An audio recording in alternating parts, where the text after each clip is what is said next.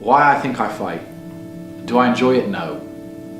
Do I enjoy training? No. Do I enjoy cutting weight? No. Am I nervous? Yes. Do I think to myself, what am I doing? Yes. Completely. Unfortunately, it's one of those things you're either born with or you're not.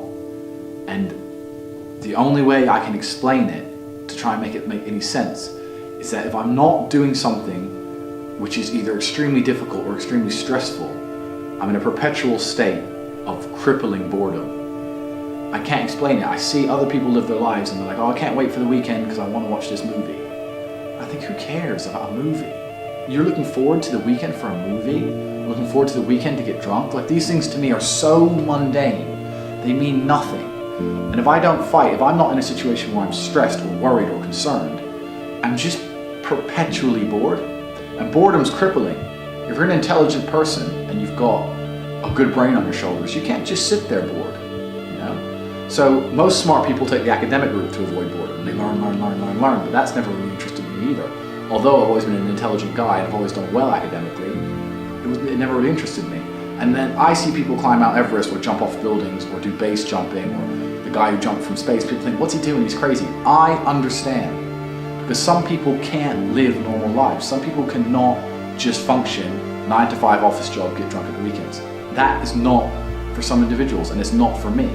So I have to find something which keeps me physically tired enough to stop me going AWOL, and mentally tired enough. And I've chosen fighting, because without this, when I'm not in training, I wake up every day and think, okay, what am I gonna do today? It's 9 a.m. on a Tuesday, I'm bored, everyone's at work, I'm bored, and I'll end up doing something crazy. I'll either end up drunk or on the Eurostar, or, you know, it's just a random lifestyle, because I'm constantly looking for never-ending entertainment, and it doesn't exist. I think the only thing that could stop me fighting is if I had enough money to constantly entertain myself. Unless I'm a billionaire, I need something that keeps me focused and keeps me occupied in life. With fighting, I have to train twice a day, and I have to train hard, and the stress it brings in every aspect can replace fun, and my mind is occupied. It occupies me. It's the only way I can try and explain it. It occupies me, and I could never stop doing this even if I lost 100 fights, because I'm not built to live a normal existence. I can't do it. I couldn't just have a kid with some girl and sit at home and work a little bit and relax. I've never relaxed in my entire life. I don't know what relaxing is. It's just not me.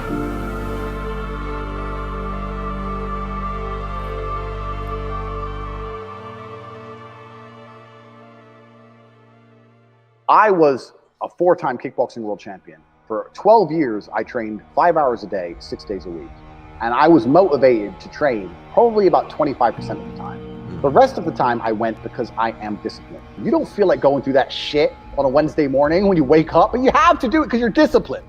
You're either a disciplined individual or you are not a disciplined individual. There's a difference between want and want. And I say this all the time. People say to me, I want to be rich. And I say, okay, well, I want to be able to ice skate, but I don't want to be able to ice skate enough to go learn how to ice skate because I can't be bothered. I mean, surely if I could click my fingers and be a figure skater, I'd click my fingers. Who wouldn't? But I don't want to actually go train because I don't want it enough. And this is the exact point with money. Everyone wants money put on their lap. If you truly wanted money, you wouldn't be able to sleep until you fucking had it. And this is the point. Because when I had nothing, I couldn't be distracted. You couldn't distract me from what I wanted. That's who I am. If I want something, I'm going to get it. I do not need to be motivated. I'm a disciplined person. If I allocate X amount of time to work, I'm going to do it. But that is the bottom line answer. It's discipline. You're going to have to work when you don't feel like working. That's how it's going to have to be, or you're never going to be any. One of the only things in this world you can control is your state of mind. You can't control the weather. You can't control other people. You can't even control your health. You might get a brain hemorrhage, or you might get hit by a bus. One of the very few things in the world you have genuine control over is your state of mind. You decide if you're a disciplined person. You decide if you're a happy person. You decide if you're a depressed person. These are things that in real time you can affect in your brain. This is all you can control on Earth. If you can't control that, then you're just a feather in the wind. And life's gonna blow you around, and you might land somewhere good, you might land in dog shit, nobody knows. Your state of mind is what you should be able to control. If you can't wake up and say, today I'm making some money, and actually try your very, very best, and actually stay dedicated to that task. If you can't do that, you're fucked. Every man understands you shouldn't be complaining about things you cannot change. You have to play the cards you're dealt. To be born a certain height and then to sit there and go, what do I do? I'll tell you what you do. You become the best version of yourself, just like everyone else does. Nothing about the height is in and of itself enough value for me to be a valuable man. As a man, you build your value.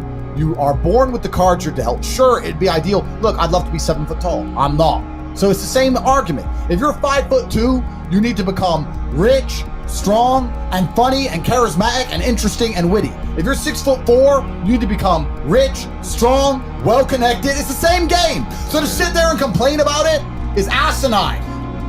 All of you have a handful of aces. I don't think you understand that. You could have been in a car crash at 4 years old and lost your legs. Do you have any understanding of how lucky you have been? This is pure luck.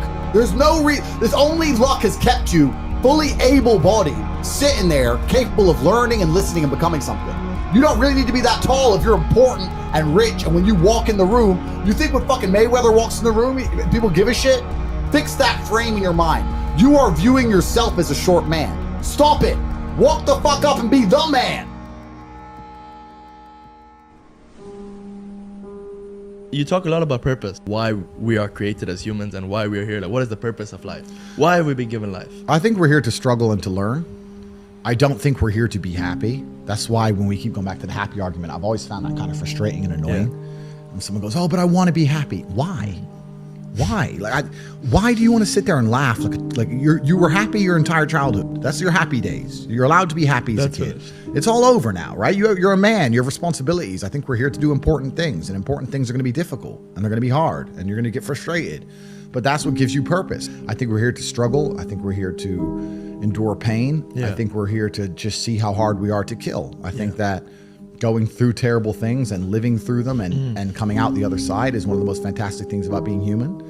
I think that it's almost like once you understand what life is really about, there's no emotion which isn't enjoyable. The only emotional state which can be seen as detrimental is feeling nothing at all. But if you're sitting at home and you're feeling truly heartbroken, at least you're feeling something, right? And I think that's the whole part of being human. I think we're here to struggle. I think we're here to go through pain.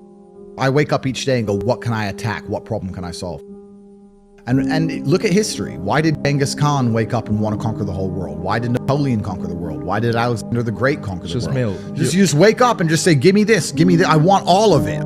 Yeah. There's an army there. They're really big. We're better. It's intrinsic. You need to go and conquer. That's the purpose of life.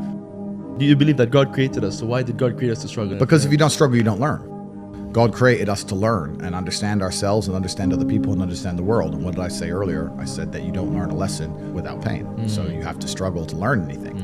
There's only two ways to learn things, the hard way or the harder way. If you're smart, you can learn the hard way. But in my experience, 99% of the planet only learn the hardest possible way. If you want to feel happy inside of yourself, and you want to feel content, and you want to feel stable inside of yourself, you need to live true to God. And I'm not saying you can't drink a little bit of alcohol or not party or not have a little bit of fun, but you have to be a good person.